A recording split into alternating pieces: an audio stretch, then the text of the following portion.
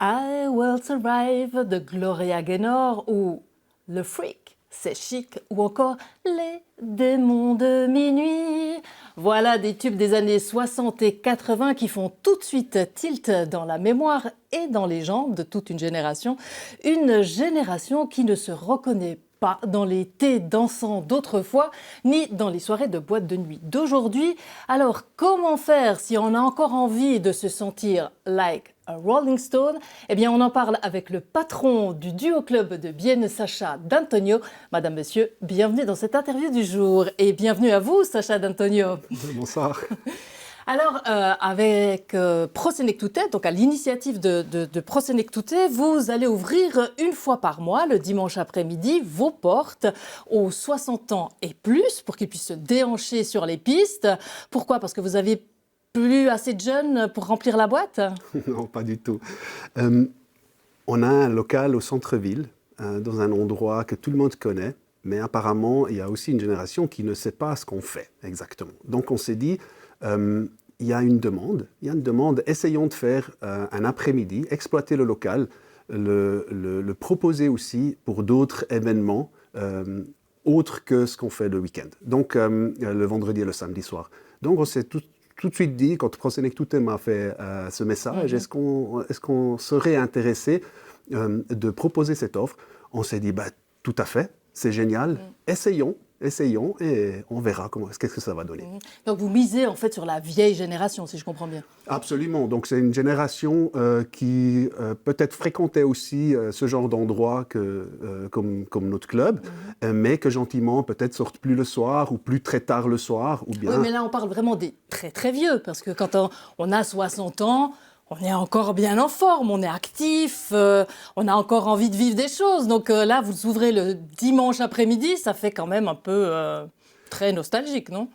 Peut-être, mais j'ai beaucoup de retours de clientèle, de mon entourage personnel aussi, qui me dit tout simplement, moi, sortir à 11h du soir, il faut voir que nous, le club, il ouvre tard. Et puis, on fait des soirées jusqu'à 5h du matin. Donc, forcément, on aimerait peut-être bien passer un bon moment avec cette musique des années 80. Mais c'est peut-être le volume dans la boîte est trop fort, il y a trop de fumée, il y a peut-être aussi trop de jeunes.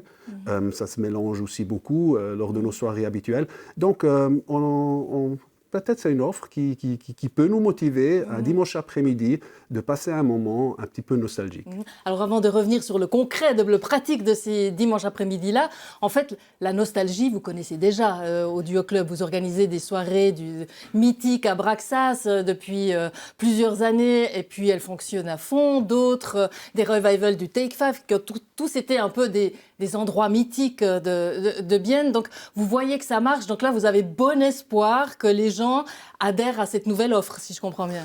Alors écoutez, moi, je pense que, comme je le disais au départ, il faut essayer d'exploiter ce local mythique au centre-ville. Donc, comme on est en train d'organiser aussi des soirées pour les enfants, donc des kids disco, on touche maintenant aussi un nouveau domaine qui va un petit peu dans le live.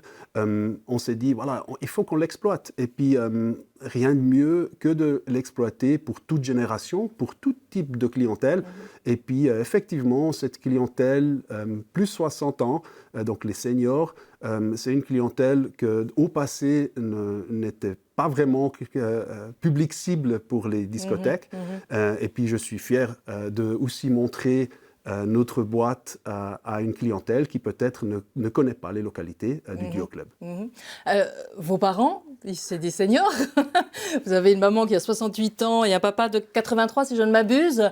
Eux, ils vont venir. Ils vous ont déjà dit, super, on va venir danser sur la piste. Alors la motivation est là, bien sûr, parce qu'effectivement, eux, c'est les premiers qui disent, nous, le week-end, c'est trop tard, le vendredi et le samedi. Donc ils sont très motivés. Maintenant, on verra. Il faut voir s'ils réussissent à motiver le reste de l'entourage. Alors, ils essayent de motiver un petit peu de gens, donc on verra bien. Alors vous l'avez dit, hein, c'est peut-être pas justement une génération qui a besoin d'un peu d'autre chose, qui n'a pas envie peut-être de se retrouver au milieu des jeunes pour être plus à l'aise, hein, pour danser comme autrefois. Est-ce que ça veut dire que vous allez faire des adaptations dans vos locaux? Alors certainement, on va signaler un petit peu, par exemple, les marches. On a beaucoup de marches à l'intérieur du club, donc souvent quand les gens viennent pour la première fois, ils sont un petit peu éblouis par l'endroit, parce qu'ils ne s'attendent pas que l'endroit ait cet aspect-là. Donc, ils ne regardent pas trop où ils marchent. Donc, c'est souvent un petit peu le problème. Donc vous mettez un accent sur la sécurité davantage. Voilà, tout à fait. Et puis, effectivement, on va adapter un petit peu sur le côté sonore, un peu moins de fumée, on va utiliser un peu moins... Plus de chaises, peut-être, pour que les gens puissent s'asseoir? Absolument, absolument. Donc, ce n'est pas non plus le but qu'on soit là juste pour danser. Je pense que c'est aussi un petit peu l'idée de Prosenectut de créer une offre de rencontres pour des gens qui sont peut-être seuls à la maison, qui ont peut-être envie de rencontrer du monde. Et puis, c'est effectivement l'intention et le but de ce projet pilote. Alors, il y aura ce samedi une journée porte ouverte entre 14h et 16h où justement, qui est intéressé peut venir voir comment c'est à l'intérieur et poser des questions. Ensuite, ça se déroulera une fois par mois, donc vous ferez un bilan dans 6 mois. Ce qui est certain, c'est que à Bienne, vous êtes pratiquement la dernière discothèque ou boîte de nuit, j'allais dire traditionnelle, qui nous ramène à ces années justement disco, alors que dans les années 2000, il y a eu comme un espèce de boom où il y avait plein de choses. Cette lente érosion ou presque mort des discothèques, est-ce que c'est parce que les jeunes ont plus les moyens en fait d'aller en discothèque? Je pense que c'est un mix, donc il y a plein d'influences. Aujourd'hui, les habitudes ont changé. Les moyens, c'est certainement aussi un point très important. Mais d'autre part, on a aussi beaucoup plus de possibilités. On peut voyager, on peut donc faire autre chose. Et puis, je pense que c'est aussi un problème de locaux. Il nous manque aussi de locaux à Bienne, pour permettre à des organisateurs de faire des soirées telles que nous, on a au Duo Club à la rue Centrale. Donc je pense que c'est un petit peu un mix, mais le plus important, je pense, c'est un petit peu les habitudes qui changent. N'empêche que quand on écoute les jeunes, ce qu'ils vous disent, c'est que ils vont déjà boire un verre avant et ils vont souvent se saouler avant de venir en discothèque pour pouvoir acheter une boisson qui va tenir toute la nuit pratiquement en discothèque. C'est bien aussi une question de moyens là derrière. Si je peux être franc, ça me souvient aussi ma jeunesse. Donc, j'ai passé un petit peu la même étape. Mais effectivement, je n'avais pas tous ces abonnements de Natel, d'abonnements qu'on a sur Internet, etc., qui me coûtent beaucoup d'argent aujourd'hui. Donc, je pense là, comme je disais, c'est vraiment un ensemble qui fait qu'on a peut-être plus envie de sortir à un endroit ou sur une soirée spécifique et plus tous les week-ends dans un endroit où on a l'habitude d'aller comme nous à l'époque, qu'on allait tout le temps dans le même endroit. Alors, changement d'habitude, on sait que la pandémie a beaucoup impacté le secteur, mais finalement les gens sont revenus assez fortement, ça marche plutôt bien pour le Duo Club. Ce qui marche peut-être un peu moins, c'est le sentiment de sécurité que notamment les femmes peuvent ressentir, les jeunes filles en boîte, parce qu'il y a des substances, le fameux GHB, la drogue du violeur, qui circule. On a eu quelques cas à Bienne qui ont été dénoncés.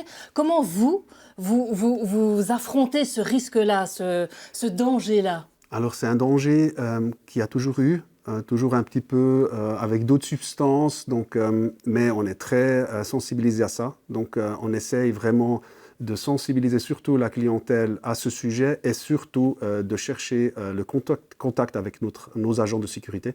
Parce qu'effectivement, là, on parle, c'est un petit peu un sujet, on va dire, très caché. Donc, c'est impossible pour nous de fouiller quelqu'un et de découvrir quelque chose ou bien de découvrir une scène. Donc, c'est super important qu'on ait vraiment le retour de la clientèle, d'avoir vraiment un maximum d'infos pour pouvoir cibler un petit peu le problème. Alors, c'est juste la fin. Cette discothèque pour les 60 et plus, donc on est d'accord, c'est des gens qui ont connu les joints, qui ont connu la cocaïne, qui ont connu l'héroïne dans leur jeunesse.